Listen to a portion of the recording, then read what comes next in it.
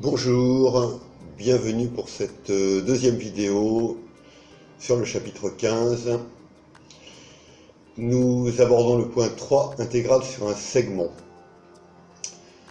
Alors l'idée c'est que j'ai donc une fonction continue, je sais qu'elle est donc intégrable, je vous le rappelle, et l'intégrale de a à b, c'est avec cette notation une espèce de porte-manteau de a à b de f de t dt ou de f de x dx. Ça n'a pas d'importance, mais n'oubliez pas le dx.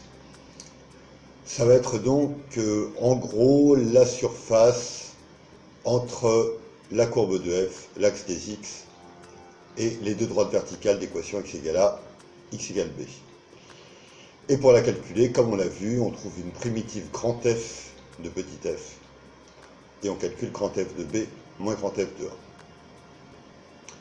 Pourquoi je dis à peu près la surface? Parce que, en fait, ça dépend beaucoup de la fonction f.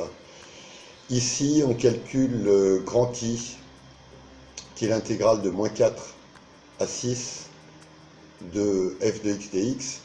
La fonction f, c'est x au carré sur 4 moins 6, c'est la fonction qui est en vert, ici. Ce qu'on va calculer, ce n'est pas la surface en bleu, contrairement à ce qu'on pourrait croire. C'est l'opposé de la surface en bleu pour la partie qui va de moins 4 à ce point-là, c'est-à-dire toute la partie où la courbe de f est en dessous de l'axe des x, où f de x est négatif. Et puis, on comptera positivement cette surface en bleu, parce que f est au-dessus de l'axe des x. Vous pouvez voir que la valeur de i, c'est moins 36,67. Je vous rappelle que ça veut dire moins 36,67 fois le petit carré de côté 1 qui est là, déterminé donc par les axes et les unités sur les axes. Et ça veut dire que là, il y a, allez, pour simplifier, on va dire qu'il y a 2 carrés. Ben là, en fait, il y a 38 carrés,67.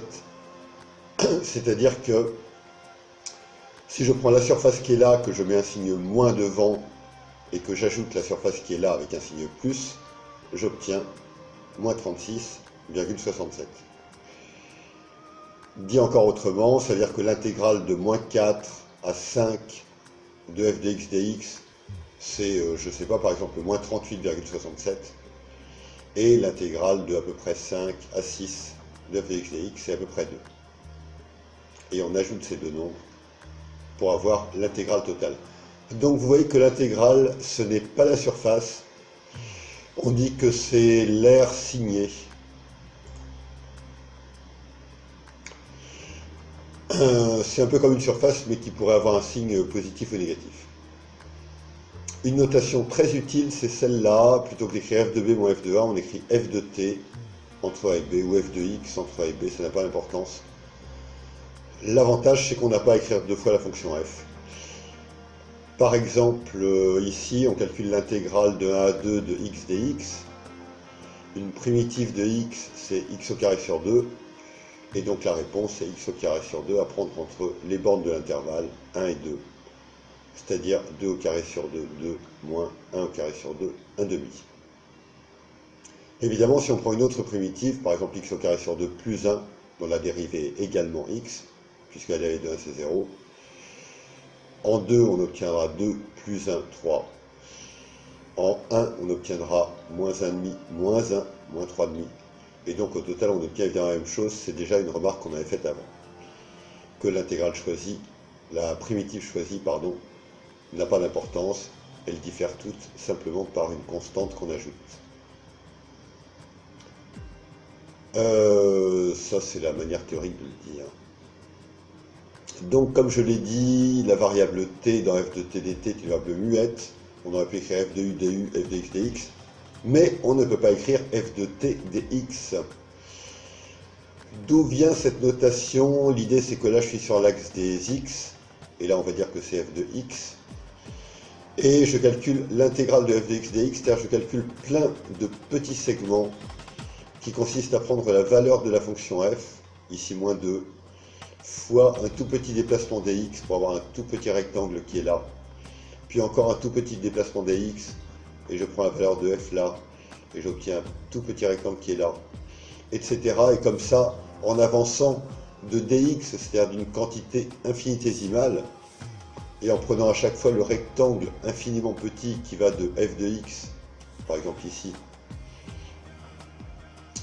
en hauteur si je puis dire, et dx en largeur mais infiniment petit, bah quand j'ajoute tous ces rectangles, j'obtiens la surface qui est là, avec un signe, parce que si f de x est négatif, dx lui est toujours positif, je vais de la gauche vers la droite, et donc f de x fois dx est négatif. C'est pour ça que là au total, malgré cette petite surface bleue, on a globalement un nombre négatif. Interprétation géographique, ce n'est que ce que nous faisons depuis le début, c'est l'air algébrique ou l'air signé. Et donc faites attention, quand la courbe de f est au-dessus de l'axe des x, c'est-à-dire dans la partie où f de x est positive, l'intégrale de a à c dans cet exemple, c'est bien la surface. Par contre, dans cette partie où la fonction f est négative, f de x est négatif pour tout x entre c et b, l'intégrale de c à b de f de x dx est négative. Voyons maintenant les propriétés. On supposera donc toujours qu'on a f qui est une fonction continue. En fait, ce qui nous intéresse, pour être précis, c'est qu'elle soit intégrable. On a vu que toutes les fonctions continues sont intégrables. Il y en a d'autres.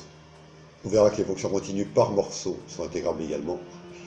Si on prend deux nombres quelconques a et b, l'intégrale de ab, c'est moins l'intégrale de b à a.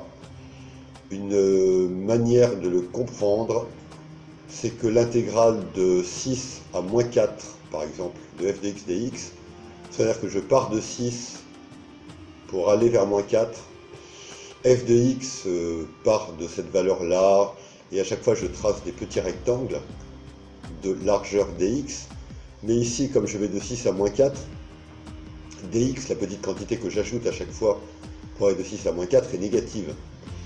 Et donc, ici, f de 6 fois dx sera un petit rectangle infinitésimal, la taille d'un petit rectangle infinitésimal qui sera négative parce que dx va de 6 vers moins 4. Et donc, quand on permute les bornes de l'intégrale, on change le signe parce que le dt dans cet exemple, si a est inférieur à b, ici dt est positif et f de t a le signe qui est là. Et du coup, b est plus grand que a, et du coup, dans cette intégrale de b à a de f de t dt est négatif. Il faut mettre un signe moins pour avoir le même nombre. Lorsque a égale b, l'intégrale de a de f de t dt égale 0.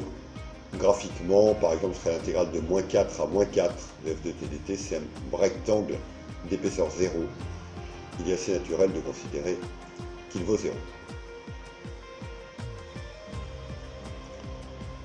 La relation de Chasles, je vous rappelle que la relation de Chasles pour les vecteurs, c'est vecteur AB plus vecteur BC égale vecteur AC. Pour les angles, c'est l'angle entre U et V plus l'angle entre V et W égale l'angle entre U et W. L'idée, c'est toujours que la lettre commune à la fin du premier truc et au début du deuxième s'en va. L'avantage et la force de cette relation, c'est qu'elle est valable quels que soient les nombres ABC, en particulier, ils ne sont pas obligés d'être par ordre croissant. Cette relation sera absolument toujours vraie, quels que soient les nombres ABC, même si C est entre A et B, ou C est plus petit que B, plus petit que A, ou A égale B, peu importe. Cette relation est toujours vraie. Elle permet de calculer les intégrales, par exemple de calculer l'intégrale qui est en bleu là, en calculant d'abord l'intégrale de moins 4 à ce point-là de f de t dt, c'est-à-dire la partie négative, puis ensuite l'intégrale de ce point à 6 de f de t dt, c'est-à-dire la partie positive.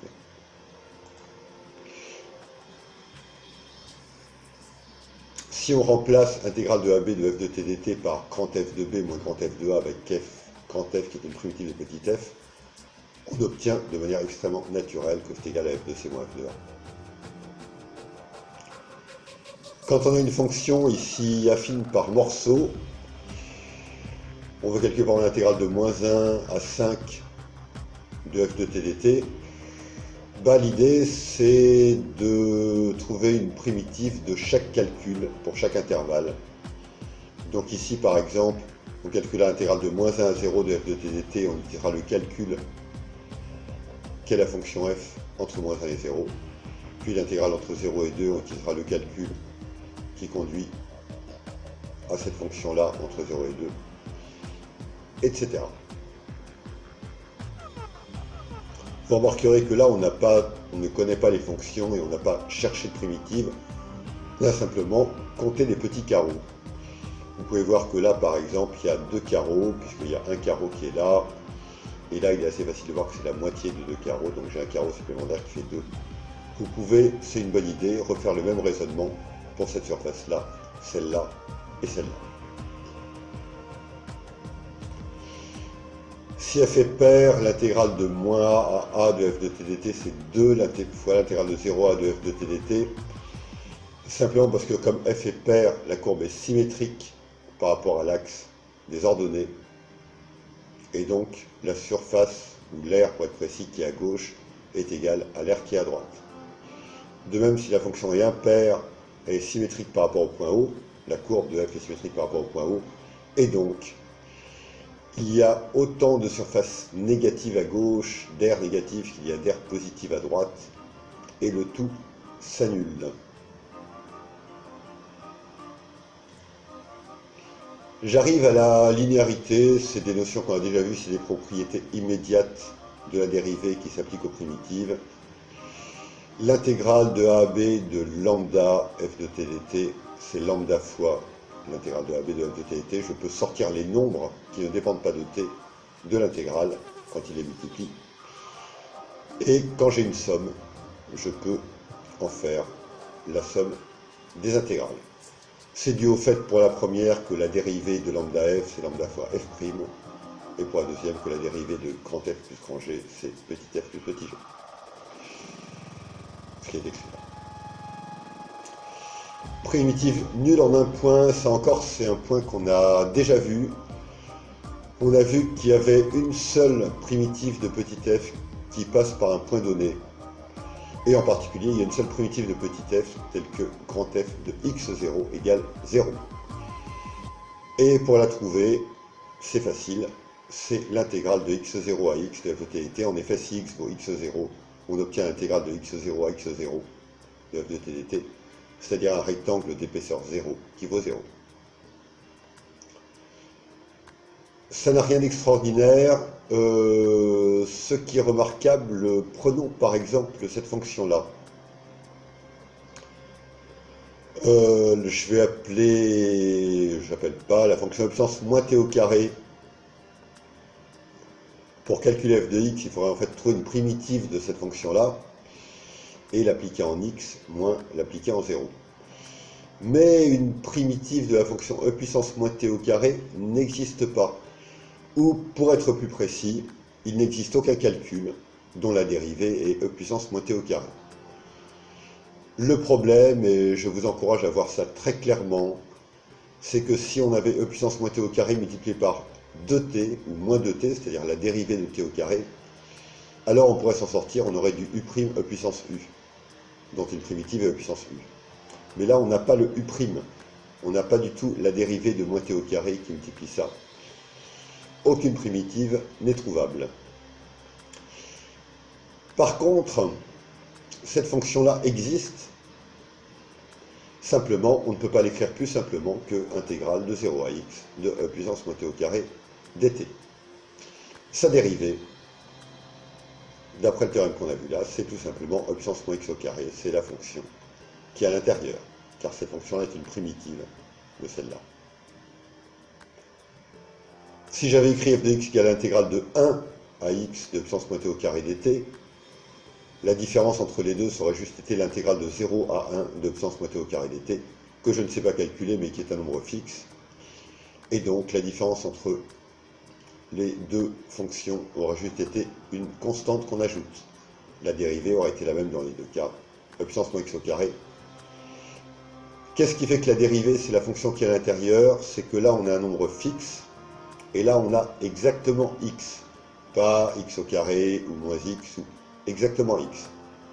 Si ici on avait x au carré, eh bien on calculerait avec f de x qui est cette fonction-là, f de x au carré, et ce serait de la composition.